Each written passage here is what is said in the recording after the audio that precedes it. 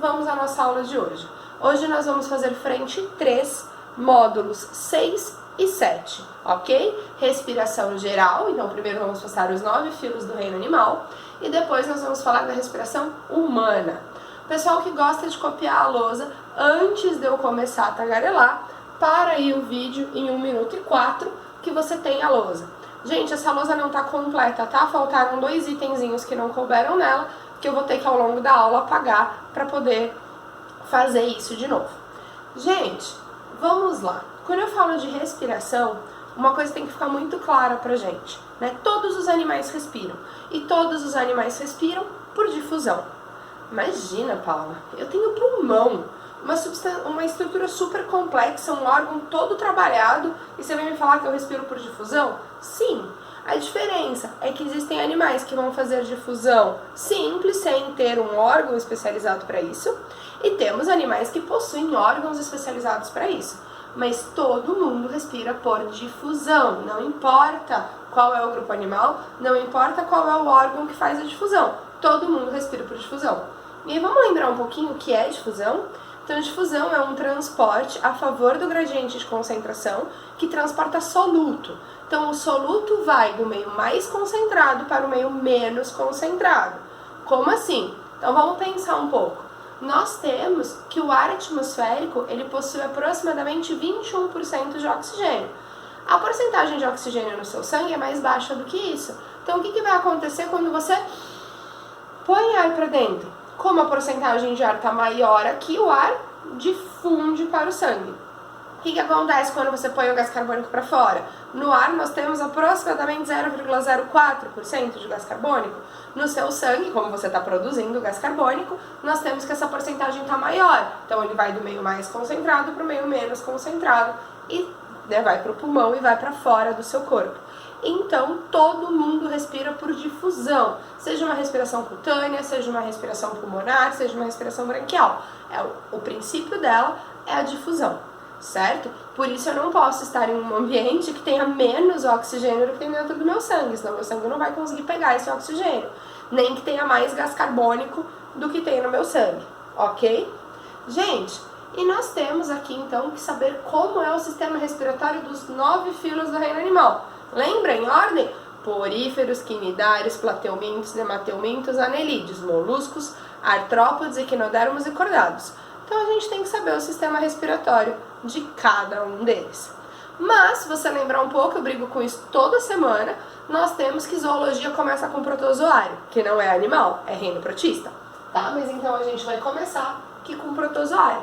Gente, olha que fácil, a gente tem aí que os primeiros filos todos respiram igual.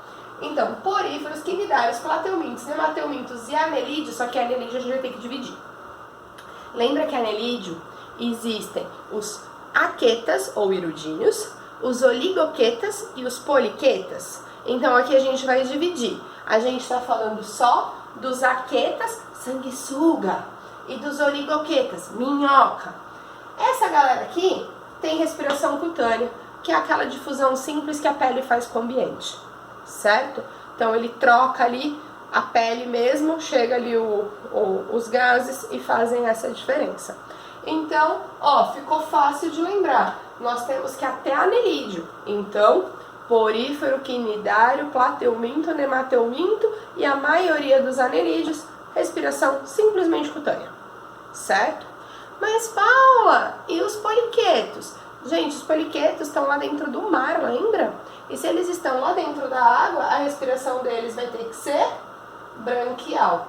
Exclusivamente branquial? Não, a brânquia dele não é lá aquelas coisas, não é uma brânquia de peixe. A brânquia. Então, a gente tem que ele completa a respiração através da respiração cutânea. Além disso, gente, 2 grupinhos de moluscos. Quem são esses 2 grupinhos de moluscos que estão aqui? Os moluscos que vivem dentro da água. Então, a gente está falando aqui dos bivalves, lembra a ostra? E dos cefalópodes, polvo, lula. Eles também vão ter respiração, principalmente branquial, né? Eles têm respiração cutânea também. Quem que tá faltando a gente falar de molusco? Tá faltando falar do caracolzinho, ou seja, tá faltando falar de molusco que vive em terrestre úmido. A gente tá falando aí dos gastrópodes. Os gastrópodes, eles têm saco pulmonar. O que é saco pulmonar? É um pulmãozinho bem simples, mas que já é um pulmãozinho, certo? Então, nós temos que os gastrópodes respiram por saco pulmonar. Paula, fui fazer um exercício de sei lá onde estava escrito pulmão primitivo. É a mesma coisa, tá? Pode chamar de pulmão primitivo, sem problema nenhum. Pessoal, aí vamos para artrópodes. Se vocês lembrarem, toda vez que a gente fala de artrópode, né? Aula de artrópode é aquela aula que eu faço uma tabela gigante para vocês. Então, a gente tem que artrópodes, toda vez que a gente fala deles, a gente tem que dividir nas 5 classes. Quem são as 5 classes de artrópodes? Responde para mim, Guilherme. Insetos, crustáceos, aracnídeos ou quelicerados, quilópodes e diplópodes. Aqui eu fui preguiçosa, o que eu fiz? Juntei quilópode e diplópode na superclasse dos miriápodes. Gente, e aí nós temos que saber o tipo de respiração de cada um deles. Vamos lá. Insetos, quilópodes e diplópodes, que aqui eu pus insetos e miriápodes, tem aquela respiração sensacional.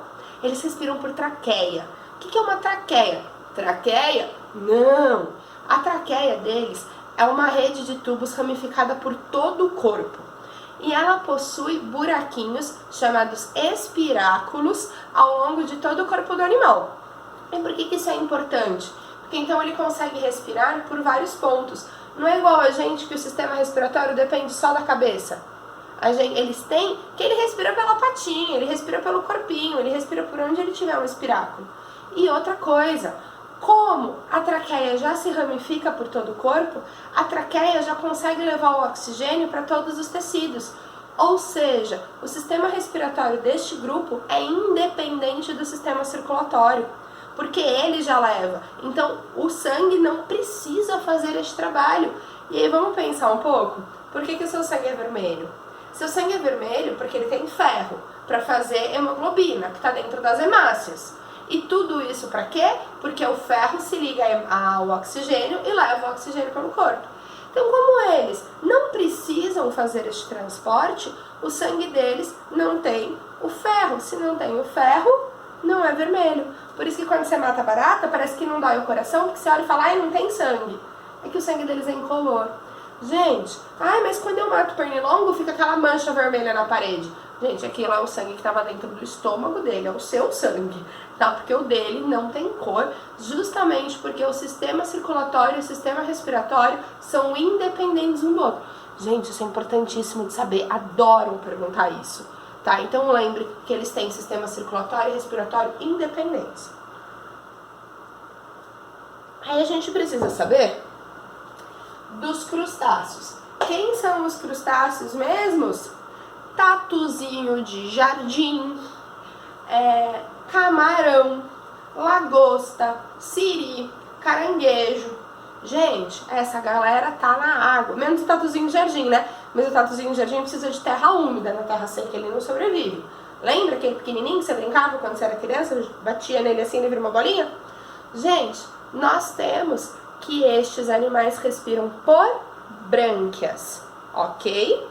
E por fim, os quelicerados, também chamados de aracnídeos, aranha, escorpião, ácaro, carrapato, eles têm filotraqueia. O que é isso?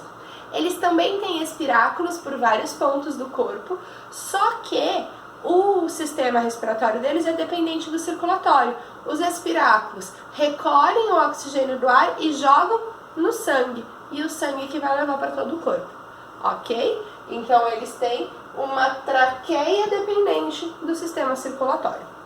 Sem problemas com os artrópodes, eles são os mais diferentões. Gente, equinodermo, eles têm brânquias, tá? Lembra? Estrela do mar, pepino do mar, lírio do mar, bolacha da praia. E o nosso grupo, o grupo dos cordados. Os cordados aqui eu vou ter que subdividir. Gente, os cefalocordados, eles respiram por respiração cutânea. Mas quem que a gente vai estudar de verdade? Os vertebrados.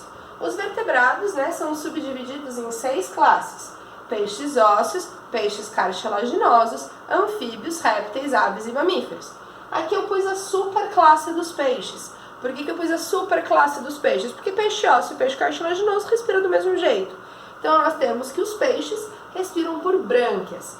Existe uma exceçãozinha dentro do grupo dos peixes ósseos, que eu pus aqui de laranja a legenda para você, são os peixes dipinóicos. O que é um peixe dipinóico? A gente tem de exemplo, aí a gente pode falar da piramboia amazônica. São peixes que têm brânquias, respiram pelas brânquias, mas eles têm que a bexiga natatória deles, lembra aquele órgão hidrostático? A bexiga natatória deles tem função de pulmão, então eles conseguem respirar fora da água. Significa que esse peixe vai sair da água, dar um rolê? Não, mas quando a gente tem uma baixa na água, ele consegue ficar enterradinho ali na lama, respirando e esperando voltar a ter água para ele voltar ativa de verdade, ok? Então nós temos que eles são peixes dipinóicos, peixes que conseguem respirar fora da água, são chamados também de peixes pulmonados. Gente, anfíbio. Falou de sistema respiratório, geralmente o vestibular quer saber de anfíbio. Por quê? Porque ninguém respira de tanto jeito diferente igual anfíbio. Então se a gente lembrar de anfíbio, anfíbio nasce girino, certo? Girininho lá na água, feliz, vai ter respiração cutânea e branquial. Quando sofre metamorfose e vira sapo, respiração pulmonar. Tá? Nós temos aí alguns que se mantêm toda a vida dentro da água e continuam com respiração branquial para toda a vida. Mas a maioria deles, né, os que a gente estuda mais, a gente tem que eles têm então as 3 formas de respiração ao longo da vida. Quando girino, branquial e cutânea. Quando adulto, cutânea e pulmonar. Certo? Gente, aves, répteis e mamíferos respiram por pulmões. Uma aluna maravilhosa da sala de vocês mandou uma mensagem pra mim, né, porque não estava entendendo direito, aí que a apostila de vocês dá os 3 tipos de pulmão, saculiforme, parenquimatoso e alveolar. Gente, é só a diferença de superfície de contato. Eu até ia falar pra vocês não se preocuparem muito com essa nomenclatura, tá? Mas o que acontece? Quão ramificado é este pulmão. Então, por exemplo, o nosso, que é o alveolar, que é o top, a gente tem que dizem, né, que se a gente desenrolar todo o nosso pulmão e abrir alvéolo por alvéolo, ele cobre uma quadra de tênis, porque ele é muito ramificado. Aí nós temos que o saculiforme, ele quase não é ramificado, é um pulmãozinho meia boca. O parenquimatoso tem um pouco de ramificação e o alveolar é o todo ramificado, é o todo sensacional. Ok, pessoal? Vamos mudar de módulo, módulo 7, e falar sobre a respiração humana. Gente, nós respiramos por pulmões, mas a gente tem que saber todo o trajeto do nosso tubo respiratório. Então a gente tem que o ar entra por nariz ou boca, ambos chegam no mesmo ponto. Você consegue sentir quando você inspira que o ar entra lá no fundo da garganta, é o mesmo lugar que quando entra pela boca. Mas ainda assim você não deve respirar pela boca, a gente deve respirar pelo nariz. Por que nós devemos respirar pelo nariz? O nariz, ele faz 3 coisas com o ar. Primeiro, ele tem um monte de pelinho dentro dele. E esse monte de pelinho que a gente tem dentro do nariz vai filtrar o ar que está entrando. Além disso, gente, ele é responsável por umedecer o ar e esquentar o ar, para que esse ar chegue de forma adequada em todo o tubo respiratório. Quando você respira pela boca, o ar entra sujo, gelado e seco. Tanto que se você, às vezes a gente acaba dormindo de boca aberta, né? Você deve reparar que se você dorme de boca aberta, você acorda com a garganta toda seca. Justamente porque você ficou respirando pela boca, certo? Então nós devemos sempre priorizar a respiração pelo nariz. Ai, mas eu tô doente, com gripe e meu nariz tá trancado. Ok, aí você vai respirar pela boca. Falta de opção. Mas com a opção, a gente sempre deve respirar pelo nariz, ok? Gente, e aí, do nariz vai para a faringe, laringe, traqueia. A traqueia se ramifica em 2 brônquios, que viram vários bronquíolos, que terminam em alvéolos pulmonares. Aí você fala, poxa, sempre falei que meu sistema respiratório é composto pelo pulmão. Aí a professora vai e fala todo o caminho do sistema respiratório, todo o caminho do ar, e não citou pulmão em momento nenhum. Gente, brônquios mais bronquíolos mais alvéolos pulmonares é o que a gente chama de pulmão, tá? Então, eles são formados por essas 3 coisas. E aí, nós temos que entender que, quer dizer que se eu respirar pela boca vai chegar tudo sujo no pulmão? Não, nosso sistema respiratório, ele tem um pouquinho mais de cuidado. Então nós temos que todas as células aí do nosso tubo respiratório são células, né, principalmente da traqueia, são células ciliadas e produtoras de muco. Como assim? Então produz muco, esse muco serve para grudar sujeirinha, para grudar micro-organismo, e tem os cílios. O que os cílios fazem? Ficam fazendo assim, ó. Para que o cílio está fazendo isso? Para sempre empurrar o muco para cima. Então gruda a sujeirinha no muco e o muco sobe. Sobe até onde, Paula? Até o finalzinho da faringe, onde a gente tem a epiglote. Lembra lá da aula de digestório? E aí ali, esse muco troca e em vez de ficar no sistema digestório, do sistema respiratório, vai para o sistema digestório e você engole. Cara, tô engolindo o dia inteiro. Tá, e nem percebe, tá? Porque isso é musculatura lisa e tá fazendo essa troca. Quando você tem um excesso na produção de muco, isso pode chegar na boca, que é o que a gente chama de catarro. Aí você gospe. Mas um pouquinho, tá todo mundo engolindo todo o tempo, todo dia. Certo? Gente, e então isso são proteções do seu sistema.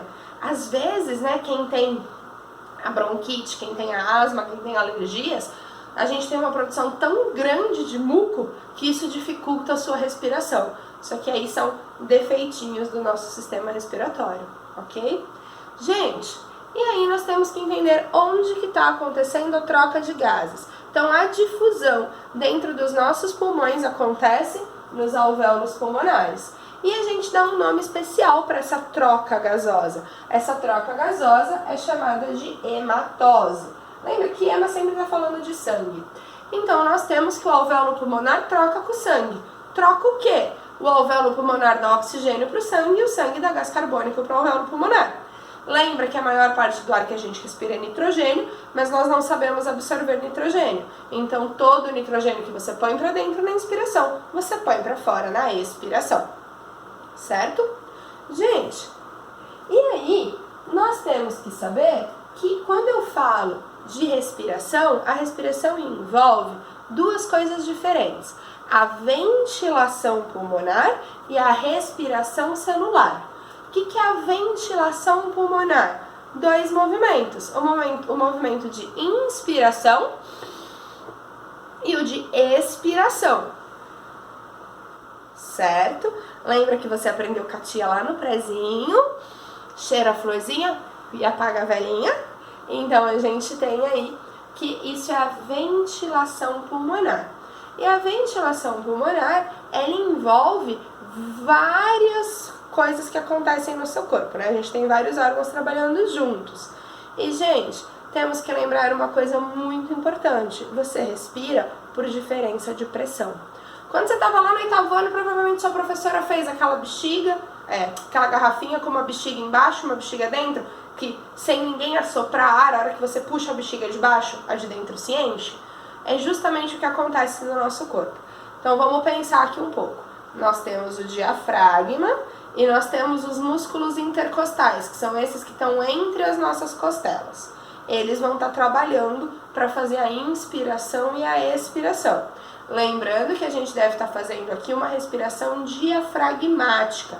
Então, descendo o diafragma e subindo o diafragma. Não aquela respiração curtinha que você faz quando você quer murchar a barriga, que você respira só aqui em cima. Não, a gente quer respirar enchendo barriga, certo? Então, gente, vamos pensar um pouco. Eu tenho aqui a minha caixa torácica. Se eu quero inspirar, o volume da minha caixa torácica vai ter que aumentar, certo? Eu preciso de mais espaço para o ar poder entrar. Então, o que nosso corpo faz? O diafragma, ele é um músculo, então ele contrai. E quando o diafragma contrai, ele desce. Os músculos intercostais contraem. Quando eles contraem, eles levantam as costelas. Então, se eu levantei a costela e abaixei o diafragma, nós temos que o volume da caixa torácica aumentou. Você já aprendeu em física que se o volume aumenta, a pressão diminui. E o ar sempre vai para onde está com menor pressão, então o ar entra. Na hora de eu expirar, o diafragma relaxa e sobe. Os músculos intercostais relaxam, abaixando as costelas. O volume da caixa torácica diminuiu. Se o volume diminuiu, a pressão aumentou. São grandezas inversamente proporcionais. Se a pressão aumentou, o ar sai. Ok? Gente, eu só escrevi para você a inspiração. Então aqui, ó, o diafragma contrai e desce, os músculos intercostais contraem levantando as costelas, o volume da caixa torácica aumenta, a pressão diminui e o ar entra. Se você quiser anotar a expiração, é só fazer tudo o contrário. Então na expiração, vamos lá, o diafragma relaxa e sobe.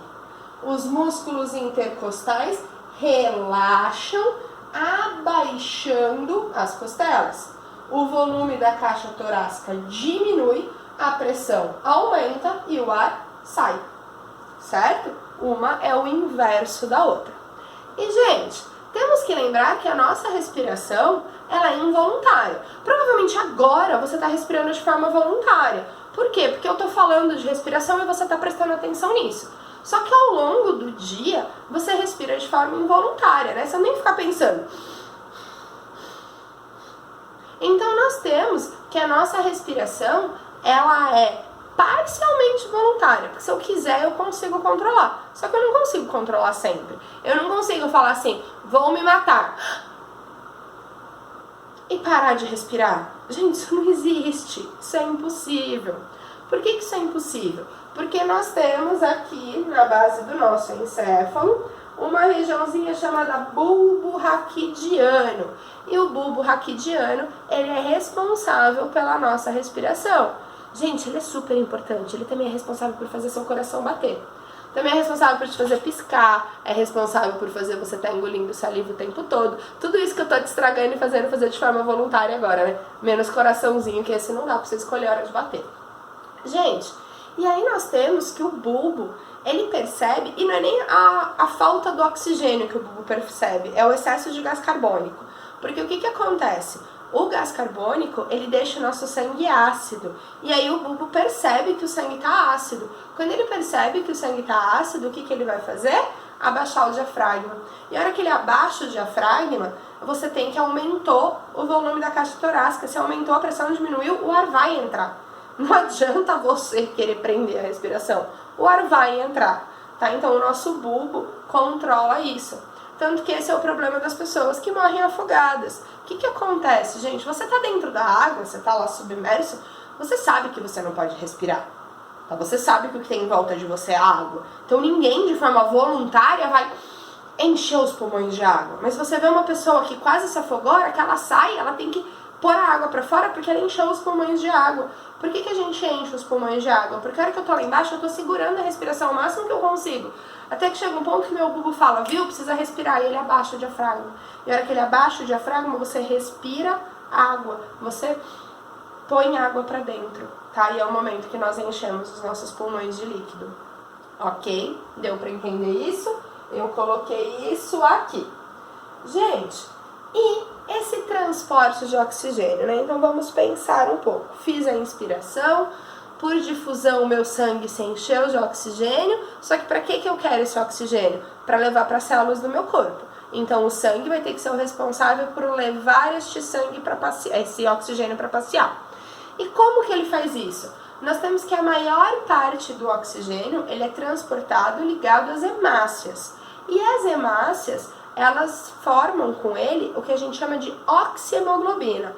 E a oxihemoglobina é um composto instável. O que eu quero dizer quando eu falo que é um composto instável? Solta fácil, é um composto fácil de quebrar. E por que isso é tão importante? Porque a minha hemácia pegou aqui o oxigênio e levou lá para a célula da minha perna. E a célula da minha perna está querendo oxigênio. Se fosse difícil de soltar a hemácia, a minha célula não ia conseguir pegar. Só que a hemácia fez assim, você quer? Tô. Ela solta fácil. Como ela solta fácil, ela transporta isso. Gente, enquanto que a maior parte do oxigênio é transportado pelas hemácias, a maior parte do gás carbônico é transportado no plasma, tá? Dissolvido no plasma do sangue. E aí nós temos um probleminha. Esse probleminha se chama monóxido de carbono. O monóxido de carbono ele é produzido em combustão, ou seja, em queima. E o monóxido de carbono, ele se liga nas nossas hemácias no mesmo lugar que se liga o oxigênio, só que ele faz uma ligação estável. O que significa isso? Ele agarra a hemácia e não solta nunca mais. E qual que é o grande problema dele agarrar a hemácia e não soltar nunca mais? Que essa hemácia virou uma hemácia inútil. E se ela virou uma hemácia inútil, ela vai ficar passeando no seu corpo com monóxido de carbono abraçado, só que ela não leva oxigênio. Então você diminuiu o número de células que levam oxigênio. Gente, monóxido de carbono mata. Por que monóxido de carbono mata? Se eu tiver uma inalação muito grande de monóxido de carbono, isso vai inutilizando todas as minhas hemácias até o ponto que não tem mais ninguém levando oxigênio. Nós vemos isso, né? A gente teve alguns casos, infelizmente, em julho do ano passado, aqui no Brasil, porque tava, né, vocês devem lembrar que fez um inverno que a gente não tinha há algum tempo, né? Ele fez um inverno, a gente teve em julho do ano passado alguns dias de inverno bem rigoroso, e algumas pessoas colocaram churrasqueira dentro do quarto e fecharam todo o quarto para deixar o quarto quentinho enquanto dormia.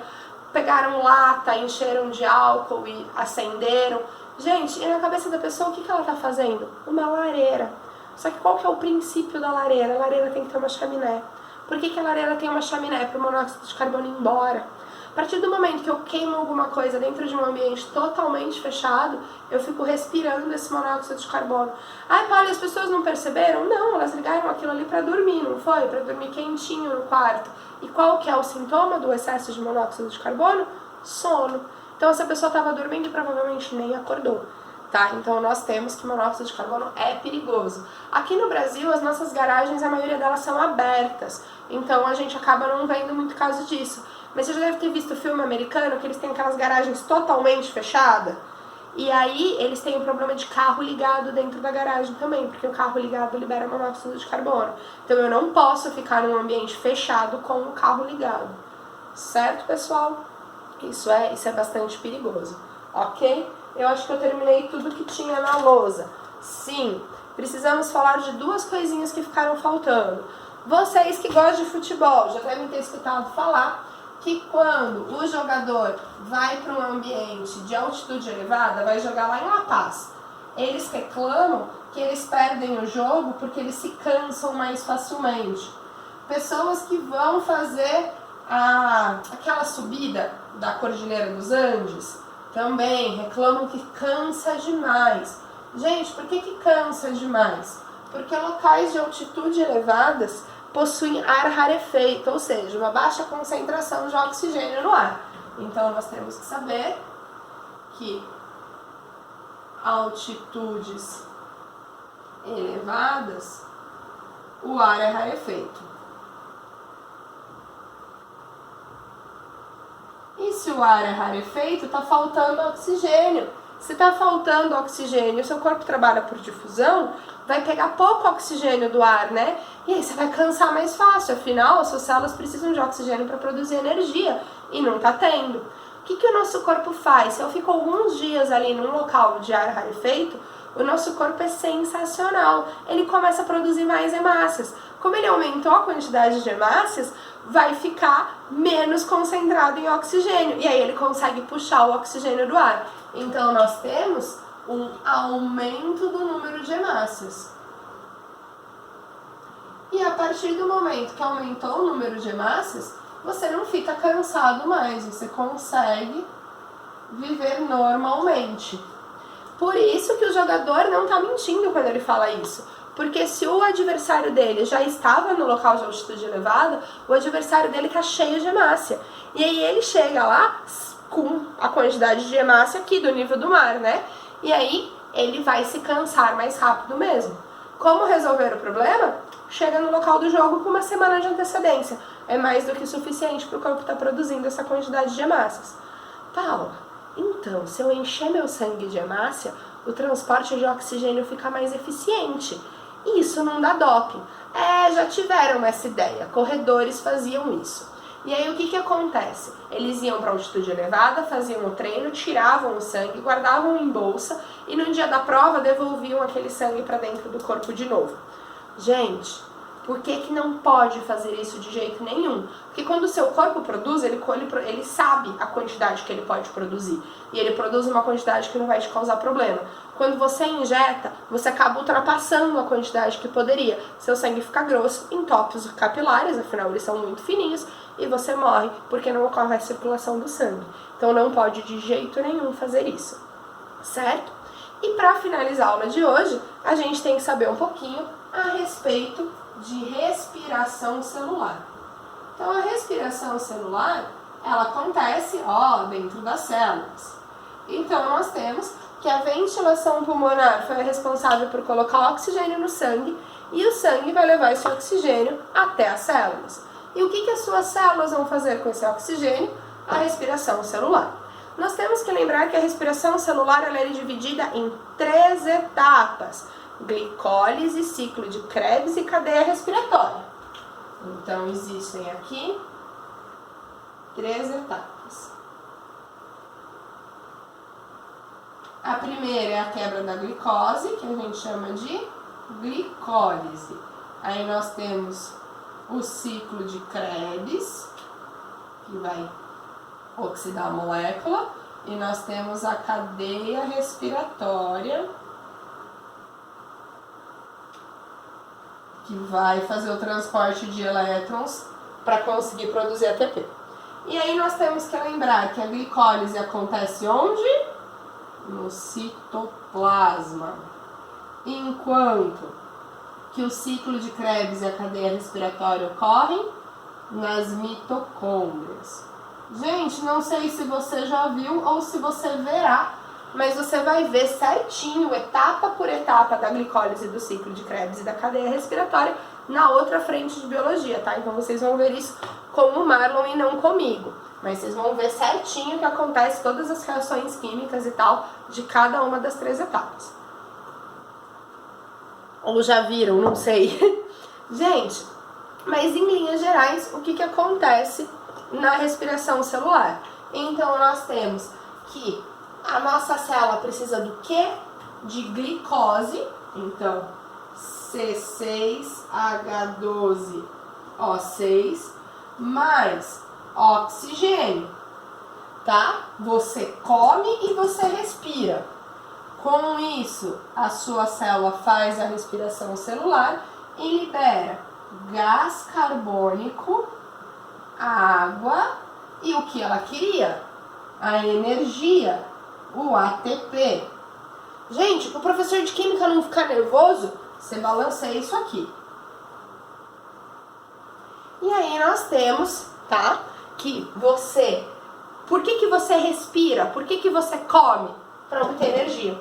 Quando você era pequenininho, sua mãe falava pra você que você tinha que comer pra ter energia. Aí você fala, ela mentiu, tem que comer e respirar. É porque ela nunca precisou te lembrar de respirar, tá? Mas então você come e respira. Tem um nervoso quando eu pergunto pra que a gente respira e vocês respondem, pra ficar vivo. Por quê? Porque a gente come e respira para ter energia. Gente, só que quando o nosso corpo quebra a glicose com o auxílio do oxigênio, ele produz, além da energia, 2 subprodutos: água e gás carbônico. Água não é um problema para o seu corpo. Boa parte de você é água, então seu corpo usa isso. Gás carbônico é tóxico. Como o gás carbônico é tóxico, seu corpo elimina por meio da expiração. Ok, pessoal? Dúvidas? Estou disponível para tirar todas as dúvidas de vocês. Podem me mandar via Classroom ou via WhatsApp, do jeito que você achar melhor. Se não tiver dúvidas, eu gostaria de pedir para vocês fazerem os exercícios de sala, tanto do módulo 6 como do módulo 7.